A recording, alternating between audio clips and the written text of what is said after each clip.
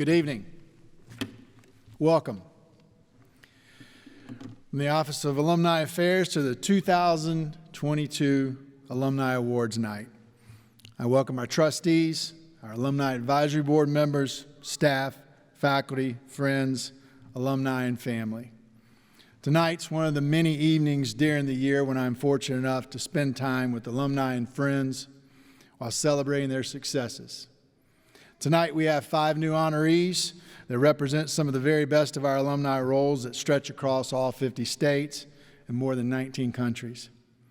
Each year my office is tasked to put forth the best examples of alumni for consideration for these awards. Our alumni's excellence in their respective industries and community is inspiring. Being successful goes beyond what a resume can describe. It goes to the community and corporate citizenship. The impact of our alumni make with their companies, communities, and places of worship satisfy more than any mission statement could possibly begin to detail. I think you'll agree that our honorees tonight share these great qualities. Once again, we've had a truncated list of alumni activities due to COVID. However, we did have events this past year, and alumni came out to network and share their stories of time on campus and their time since.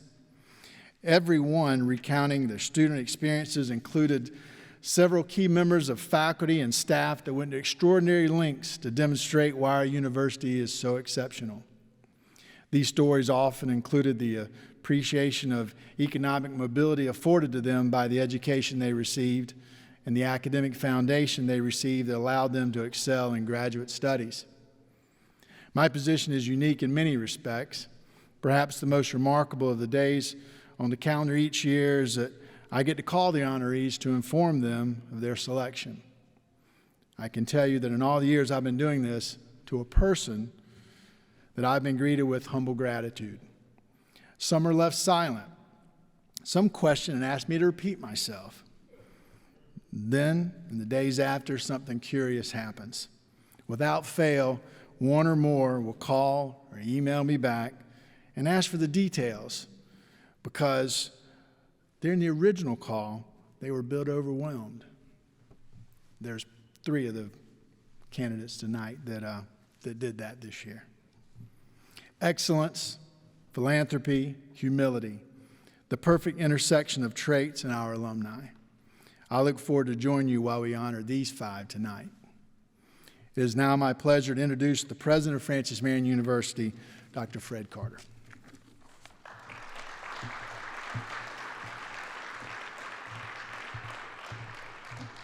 Let me point out there is a misrepresentation of the program. It says that I'm making an address tonight. I'm actually standing here to welcome you and to congratulate the recipients very briefly. But I do want to make a comment or two with regard to these events. You know, there are 3 cycles in understanding the student-alumni continuum that I've come to understand over the last 23 years. 3 events that at least to me have become very, very meaningful in understanding what being a part of this university is all about. The first of those events is orientation. Watching those newly accepted students come on campus and kind of revel in the wonderment of what the university life is all about.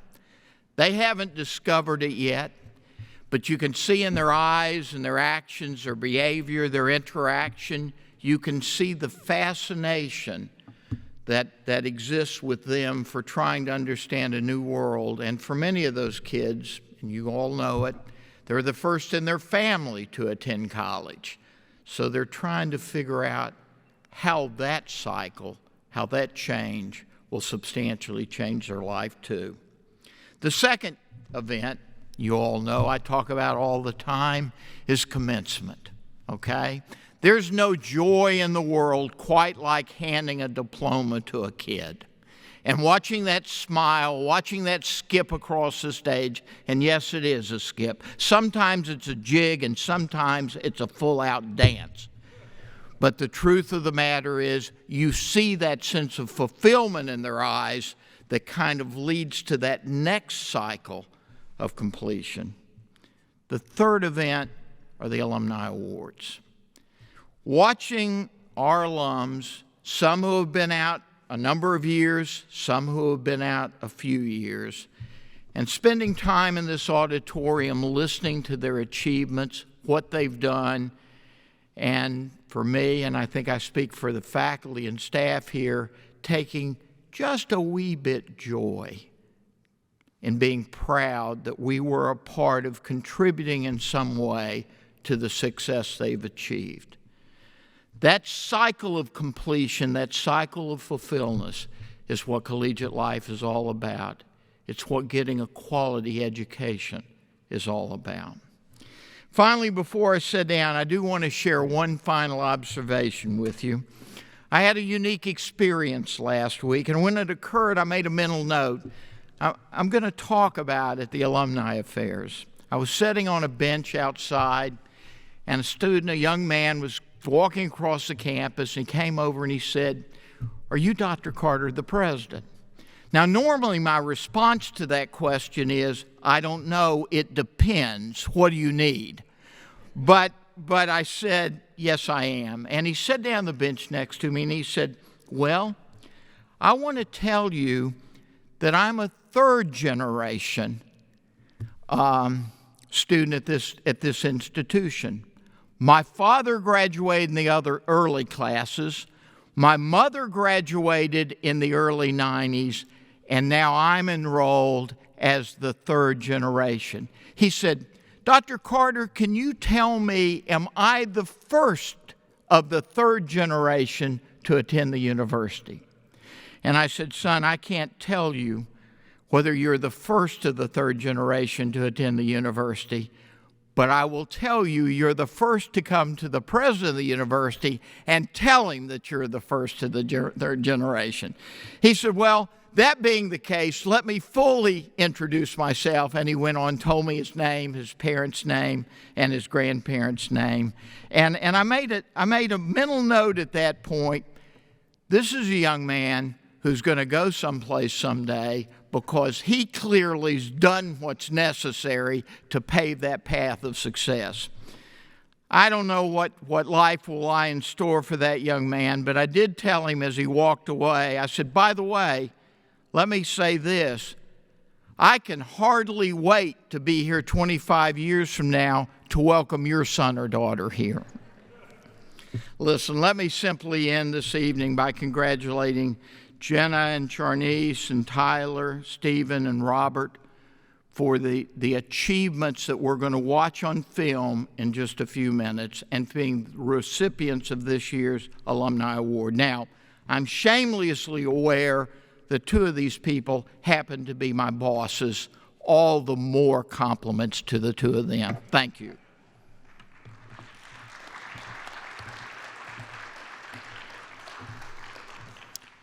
Next person I'm going to welcome up to the podium is the president of the Alumni Advisory Board. I've had the great pleasure of getting to know him over the last several years, and I can tell you that his story and his background, I'm not going to take anything away from what he may or may not say, but he's also humble, so he probably won't. But I can tell you that his story and background is inspiring as to how he got here today and where he's at in his life. And it's my pleasure to announce and welcome Daniel Smith, class of 2000.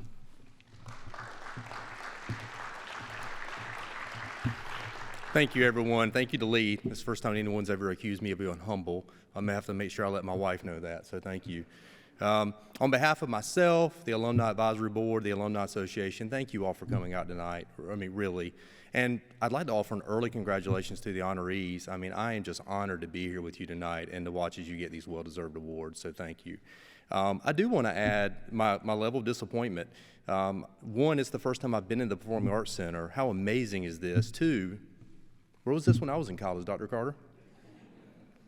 Really?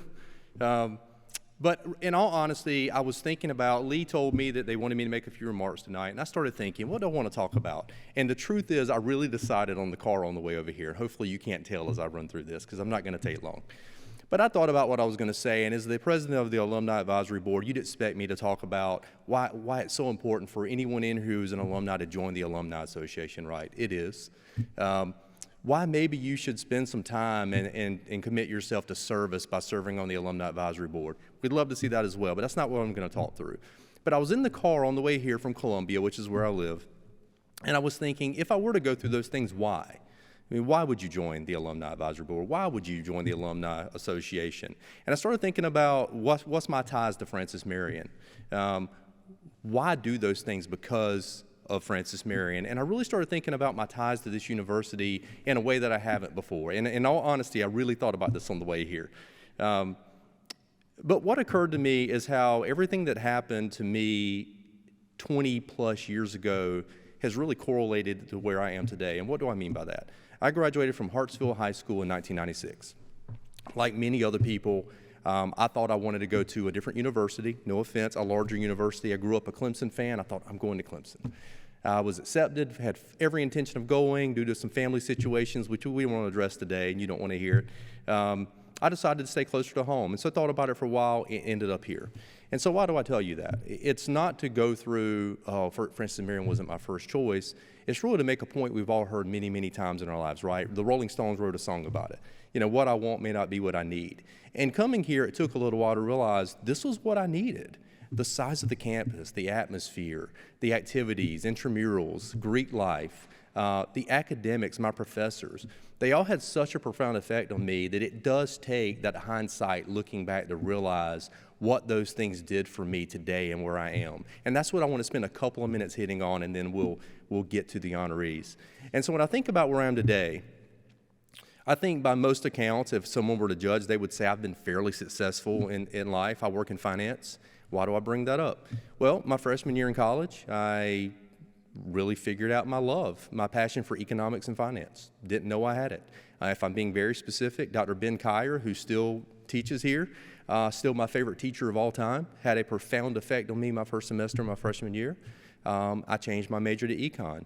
Dr. Barry O'Brien, who I know is not with this university anymore, also had that same type of effect. And so you follow that along, and I changed my major to econ, get out of college, and I immediately go into finance, into the world of economics, and here I am today still doing this, and it all started then. If I think about my friend circle, and my wife and I are very fortunate, we have a large friend group. You're lucky to have one good friend. We have so many. But 70% of those are Francis Marion graduates. That's not coincidental. You know, they're my fraternity brothers, my wife's sorority sisters. And these aren't friends, these are my family. I mean, we still spend Christmas together. We do summer vacation together. I'm fortunate enough to, if COVID allows, go to Alaska this summer on a cruise. I think it's 14 couples, all of which I don't know, by the way, but I think every one of them went to Francis Marion, which is absolutely amazing. And then last and definitely not least, my family. You know, I married my college sweetheart, i.e. she went to Francis Marion. She graduated from here. I now have two beautiful teenage daughters. My oldest, 17, is now looking at colleges, and Francis Marion is one of the schools she's going to be looking at. We're just starting that process. So I hope that doesn't bore you, but what I wanted to hit on was just how profound of an effect things in your places or points in your life can have on everything else. And we don't always realize that correlation until we look back and realize that those 4 years I spent in college, and for some of us it may have been 6 or 7, I'm not judging. I have friends, 7 years in undergrad, and that's okay. They have the same degree I do. That's all right. Student loans are a little different, but we'll move on from that. But those 4 years in college, looking back, have so many ties into my life today. I mean, they're countless. And it really does take, and we're all probably pretty bad at it, being retrospective and really looking back and realizing, wow, Francis Marion meant way more to me than I ever realized. And then having the chance to come back and serve on the Alumni Advisory Board and build whole new relationships with multiple board members I see in here today, one of which is one of our honorees tonight, but just whole new friendships and a whole new connection to the university, which I could not be prouder of. So thank you for indulging me tonight. Congrats to our honorees, and I'm going to hand it back over to Lee, and we'll start our ceremony. Thank you, guys.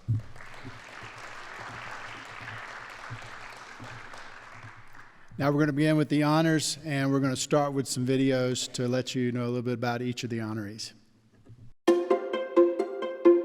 My name is Tyler Wright, and I am co-director over at Black Creek Wildlife Center, where I handle the raptor and the herpetology department.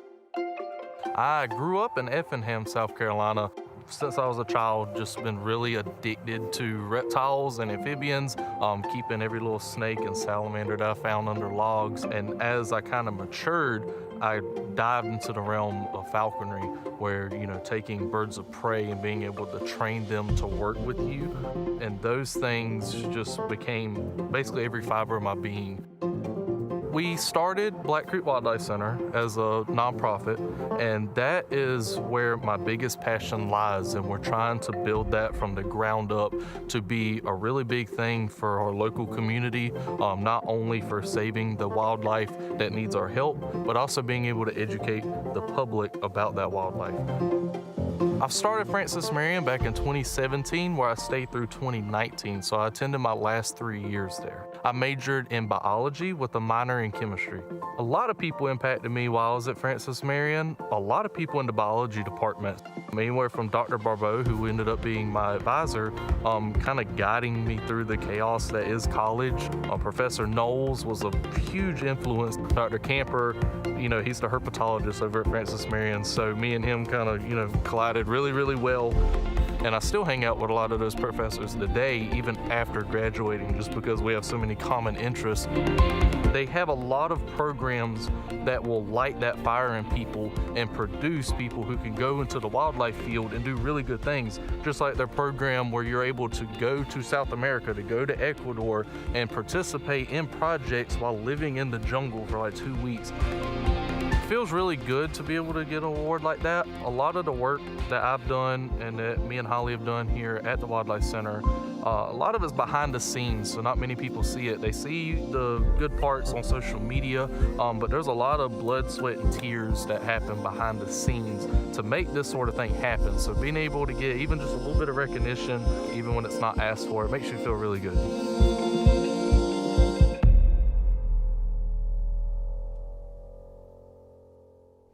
How about joining me with a round of applause to our 2022 Young Alumnus of the Year, Tyler B. Wright.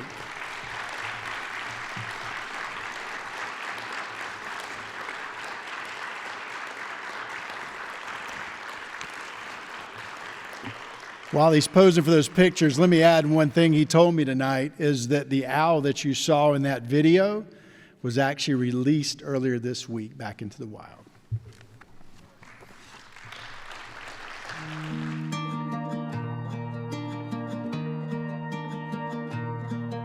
My name is Stephen Jones, and I'm a Senior Vice President of Investments. I'm originally from Florence, South Carolina. My family consists of my wife, Frances, and my 2 sons, Jay and Stephen. Right now, my hobbies mostly revolve around what my family or my children are doing, so that would be mostly sports right now, so football, baseball, basketball, hunting and fishing, and traveling if time allows. I was a business major with a concentration in marketing, so I think that core competency of classes in finance, accounting, marketing, economics, statistics, all of those things are disciplines that I use on a daily basis in my investment practice. I'm excited to be an alumnus just because I'm proud of the university, not only what it's done for me, but the fact that we execute on our core mission, and that's educating the sons and daughters of South Carolina. Many of those that come through the doors there are first-generation college students.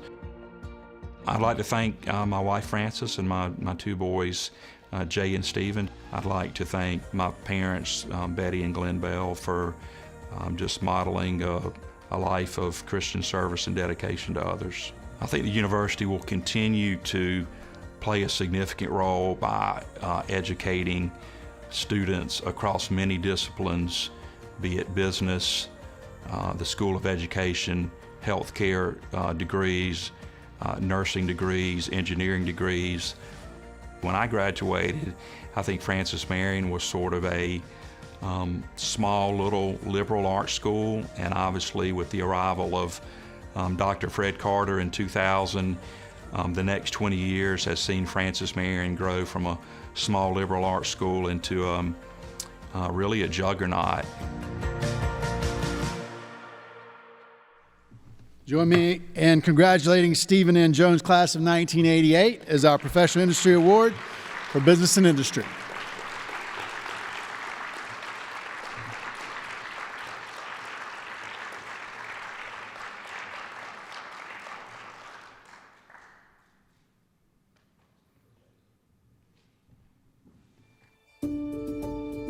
My name is Sharnice Kelly. I am the owner of CL&D Pharma Consulting Company, LLC. I am a native of North Charleston, South Carolina. My mother's name is Marietta Mitchell Kelly. My father's name is Peter Kelly Jr. I have two sisters, Lieutenant Colonel Latanya Kelly and Dawn Marie Kelly, and I have an adorable, handsome nephew named Ashton Bailey. So I attended Francis Marion University from 1992 to 1996. My major was biology. I minored in sociology, and I have a collateral in chemistry. Today, I am a quality consultant for pharmaceutical and medical device companies. So I actually go into the manufacturing facilities and help improve their quality for regulatory purposes. Having a major in biology is very helpful, as well as having the collateral in chemistry, because when you go into these pharmaceutical facilities, you have to know and understand the whole makeup of cells as well as chemical breakdowns. So Francis Marion has helped me a lot. It means a lot to me to win this award. I've been in the industry since 1996. I started off at the American Red Cross and also just worked my way through different parts of pharmaceutical biologics. So to win this award is it's outstanding, because it feels like all my hard work is now coming to fruition. So not only do regulatory bodies get to see my work, but now the alumni of Francis Marion also gets to see a little part of my work.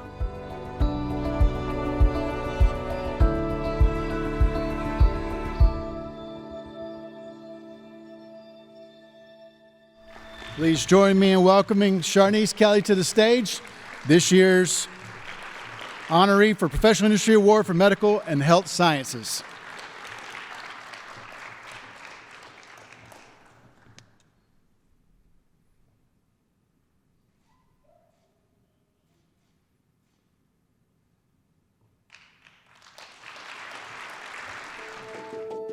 I'm Jenna Sexton, and I am a health physicist at Sandia National Laboratory. I grew up in Texas, and I was raised by a single mom. She basically hauled me around to all my sporting events and was my biggest fan. I'm definitely an outdoor enthusiast. I like to be outside as much as possible. I bike, hike, like to ski, and I just recently took up surfing. I also like to spend a lot of time with my family and friends, and I find my personal relationships very important to me. I'm currently a health physicist and the Radiation Protection Project Lead at Sandia National Lab in California. I support research and design for individuals working with radioactive material and making sure that they do it safely and compliantly, and that they're not introducing any unknown contaminants into the environment.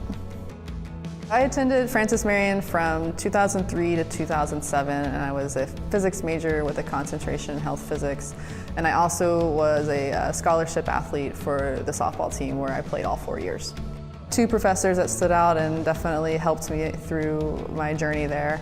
Dr. Yokish, who was my advisor and still a professor and still running the health physics program. And then Dr. Fulmer, who was one of my professors and always had some of the most fun labs. I think FMU over-prepared me for my career. Some of the classes were just insanely difficult that I was worried about how hard my job was going to be. But once I started working, I realized that the foundations and the fundamentals that they implemented and taught me definitely prepared me for the workforce, where I was constantly waiting for me having to derive the next equation or create my own detection systems. But in reality, they just over-prepared me, which was really a nice surprise.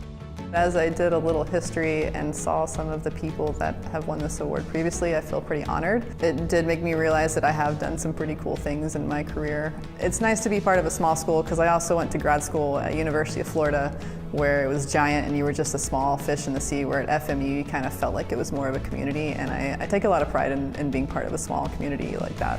It's exciting to see a growth in the alumni group for Francis Marion because it definitely gives a lot more examples for current and future students. It gives them an idea of what they can achieve and what they can actually pursue, and it feels like a small school, but it doesn't limit your opportunities. And so it's really exciting to see more and more people active, so it just gives more examples for the current students and hopefully future students.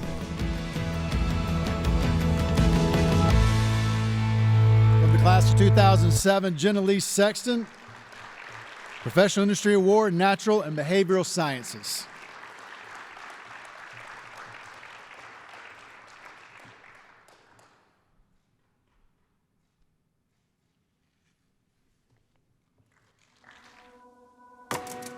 My name is Robert Lee, and I'm a lawyer in Marion, South Carolina. I'm from Marion by way of West Africa, where my parents were missionaries for 27 years.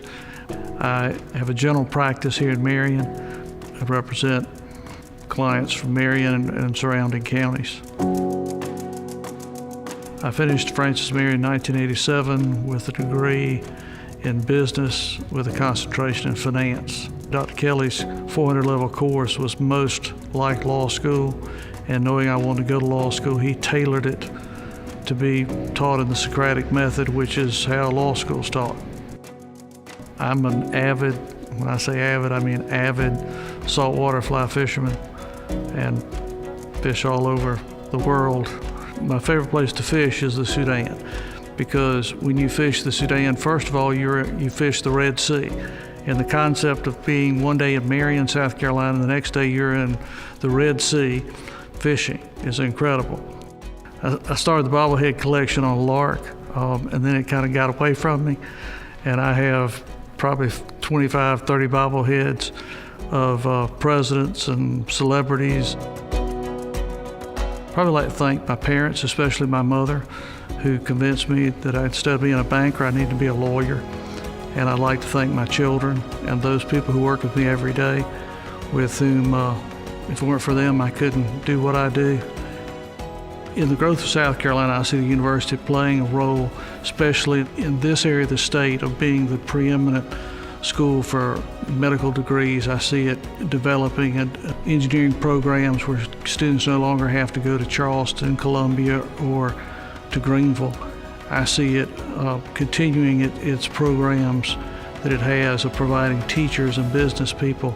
It's a university I care about, it's a community I care about, and I've enjoyed seeing it develop, and I enjoy the fact that I know where it's headed. But the real difference it makes is in the lives of daily people who live here in the PD, and it changes the trajectory of their lives and the lives of their family. And that, to me, is the story of Francis Marion.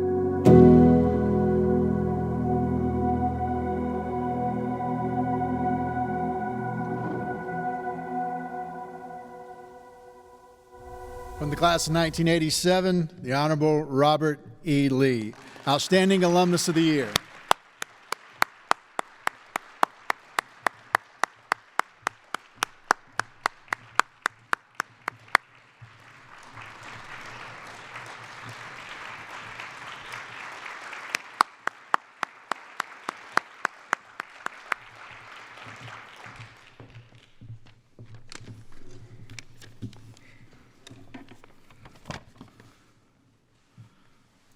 To my fellow trustees, to Dr. Carter, members of the faculty, my fellow honorees, and ladies and gentlemen, welcome to Francis Marion. Lee called me and said, or sent me an email, and I actually was out of the country fishing, in which he said I'd have to make these remarks.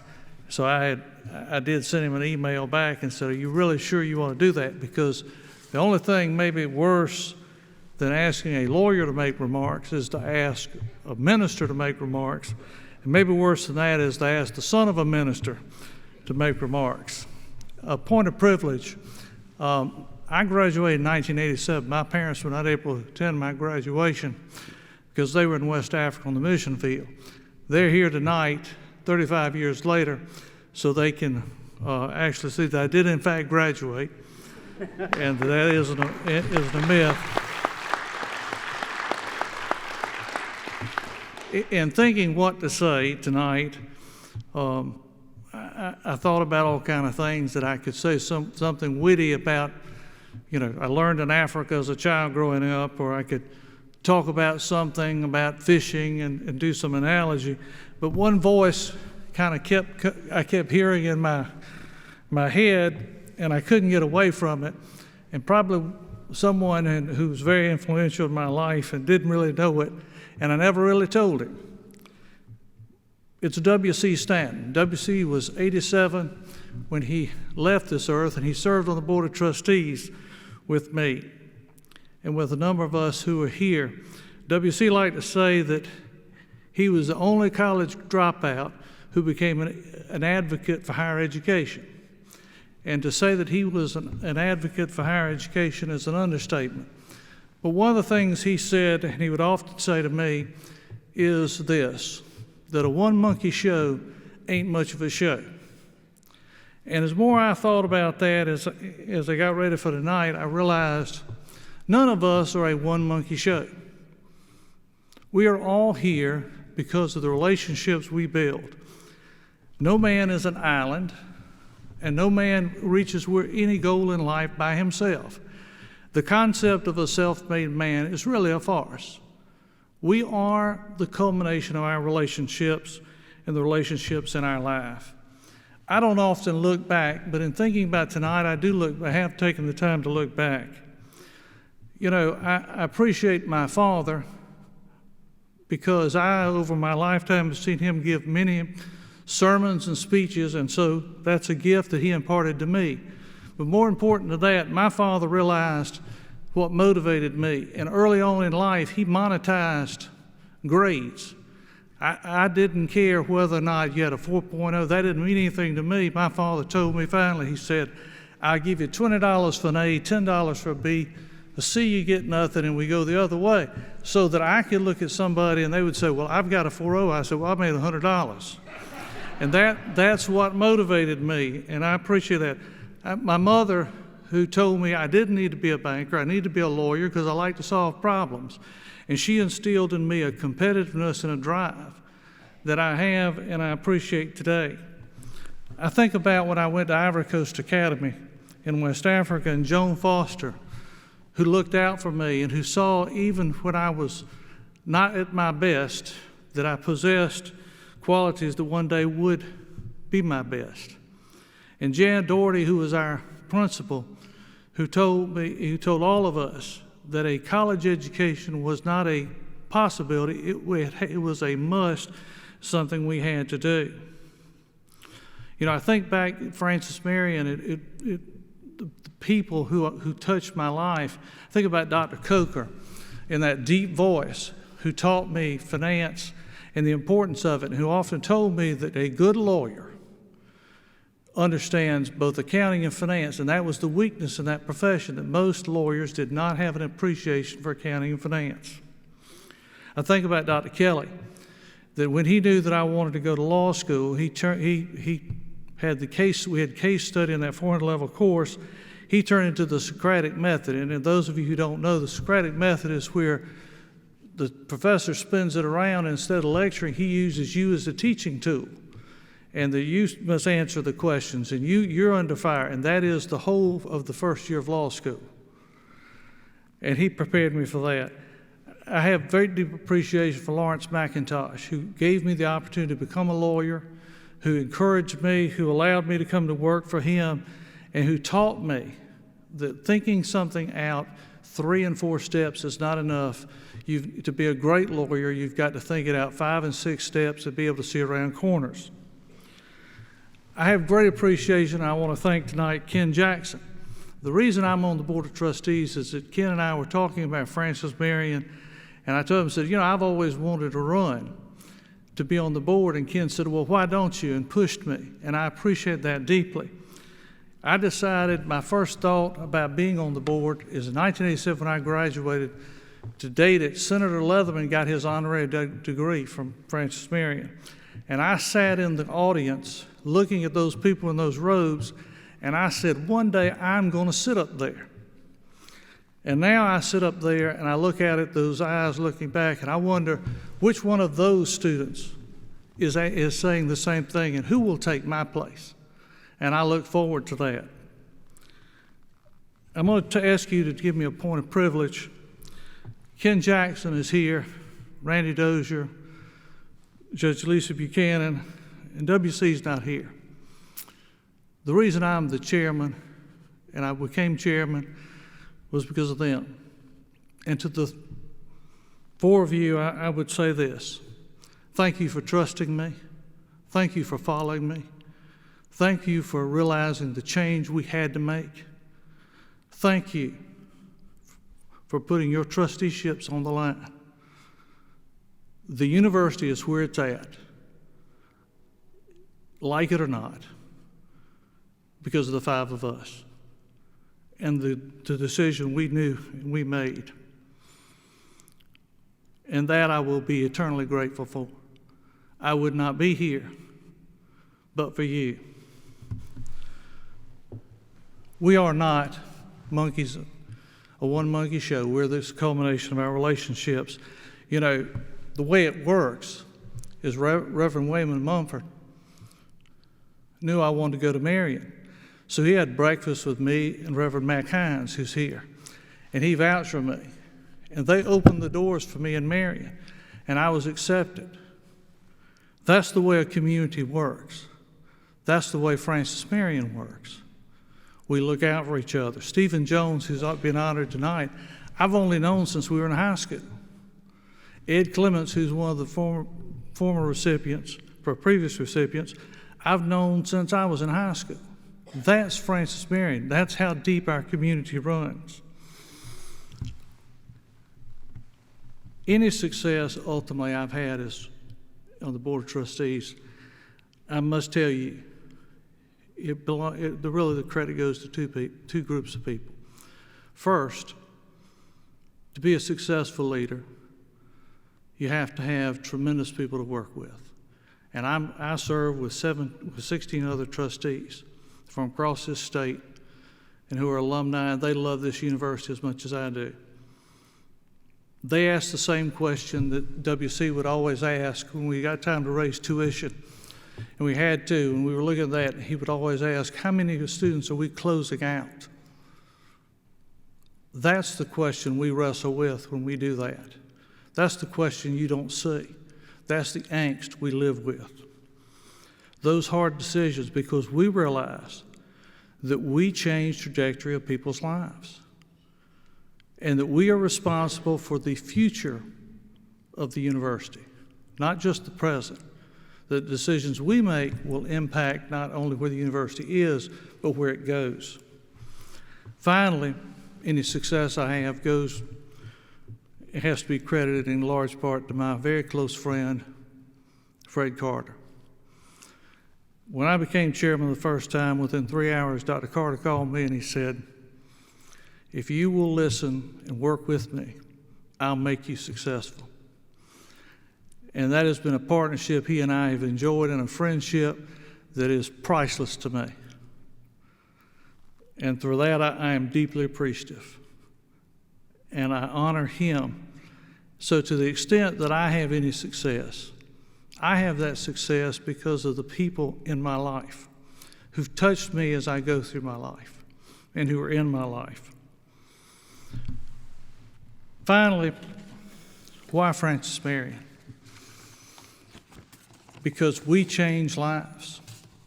We change families. We change where you're headed. We change where you're going to end up. That's what we do. We take it very seriously.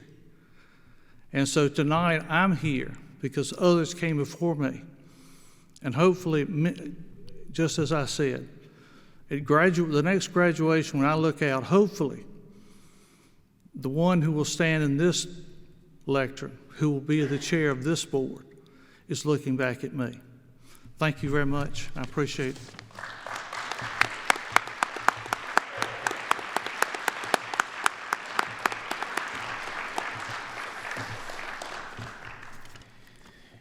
If you haven't noticed in your program, the honorees tonight are from 4 decades.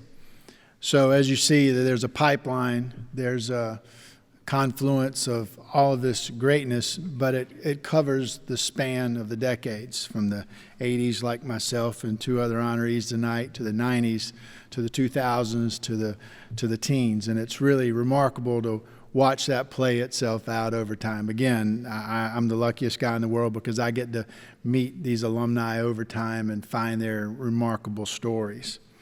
By the way, if you're playing animal bingo tonight, 3-legged raccoon, you can check that off your card. You can check owl off your card, and you can check camel off your card, because didn't think you're going to see those animals tonight, did you? You never know what you're going to see or hear about when you're around our alumni. But you always understand one thing, is they all have a deep appreciation for the faculty and for the facilities and for the experiences they had while they're on our campus.